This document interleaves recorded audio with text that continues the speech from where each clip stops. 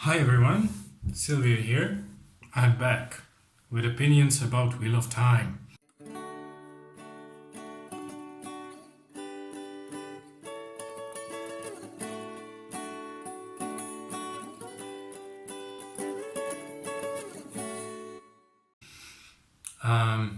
So I've read next 5 chapters, and these are some of the things that I am curious about.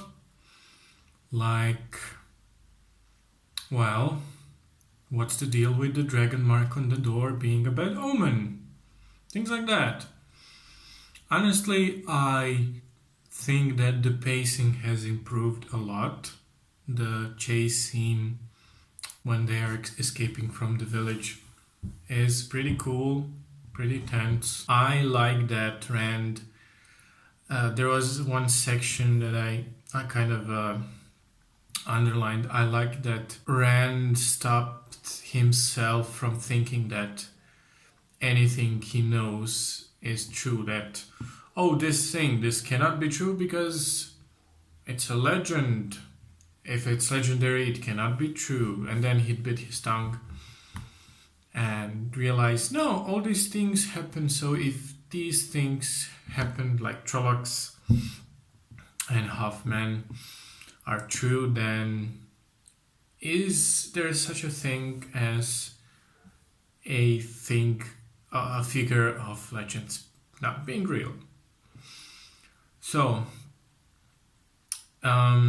things that I kind of made me raise my eyebrows, like what's the deal with Rand wanting Egwene to fail? Like when Moraine is testing her with the magical stone thingy to see if she has potential to be Aes Sedai. What's the deal with that? Especially, it's like there's this. So when I made the first video and I read the first 10 chapters, I was like, I don't understand the questions about sexism. I don't find this sexist at all. And then we have sections like Rand thinking that, Egwene had no control of it. Then it's not her fault. She's still Egwene. That was very condescending. I mean, I'm not saying that Robert Jordan was sexist necessarily. I don't think he was. I'm thinking that Rand is a bit sexist. So yeah, that was weird. What else? I really like the section with the warder describing Flame and the Void to the group when they're training. And actually, I really like that metaphor. No, it's not a metaphor. What is it? It's like a mental exercise.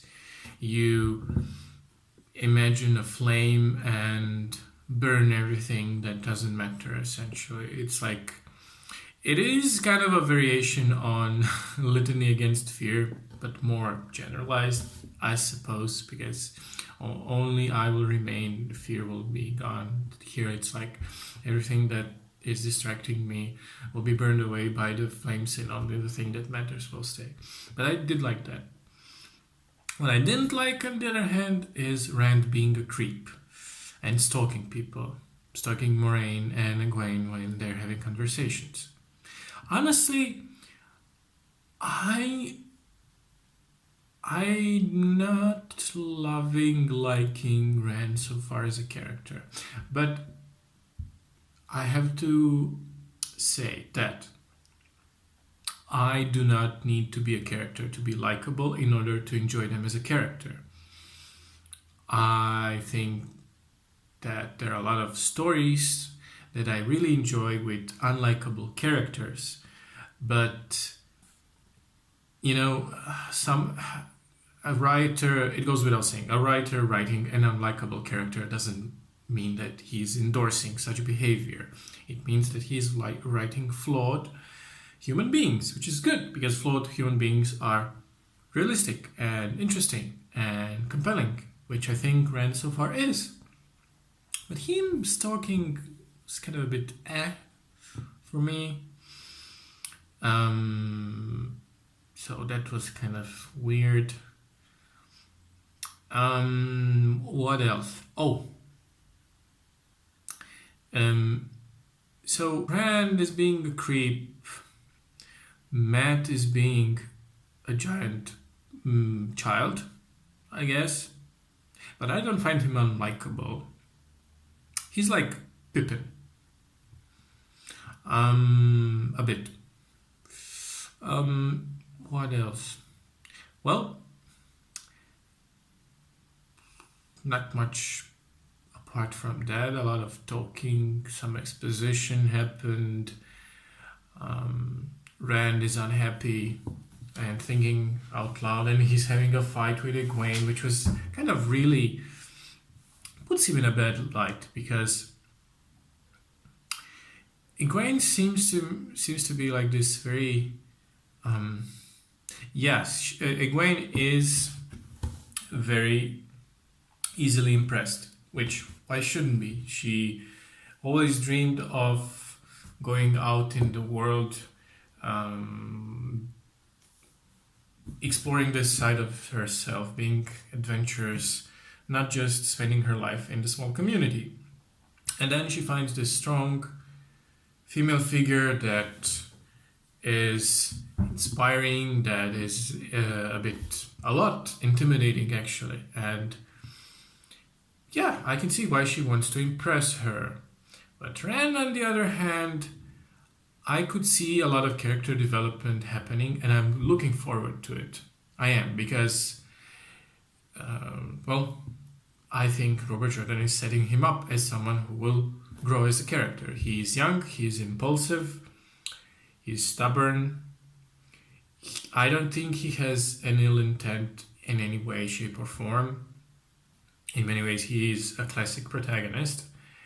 There is bound to be some kind of hero's journey here with him. It just, at the beginning, he is quite a bit... I will say one thing. He is a bit unlikable, but he's not bland. I think that there are a lot of stories that I've read where protagonist is unlikable and the writer is trying to make him flawed, but he himself doesn't have a lot of personality. He's bland. I don't think Rand is bland. He's very set in his ways, but he's also young. He is a bit introspective, I think, for someone of his age. Also, what's with the tripping? Constant tripping. Tripping through exposition. That's kind of a theme here. People being feverish and spouting exposition, Rand tripping and imagining this Dark Lord, Balzaman, the Dark One, but I did like, so the previous part, his nightmare in the chapters prior to this, I think they were not that well written, but here I like that, again, Rand showed strength of his character. He was in this almost some kind of a trance. He's convinced that he's sleeping, that this is a nightmare, but all of his thinking is slow. He has a huge headache. He has a feeling that he's trapped. His mind is not working as fast as he's used to, but then again he has these flashes of anger when he confronts this dark figure, and his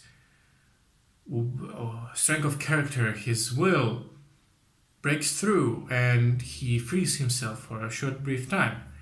And I like that. I actually really like that. That's more like, I want more of this. And I'm sure there will be more of this. And that's pretty much it. Looking forward to reading more. Thank you for watching.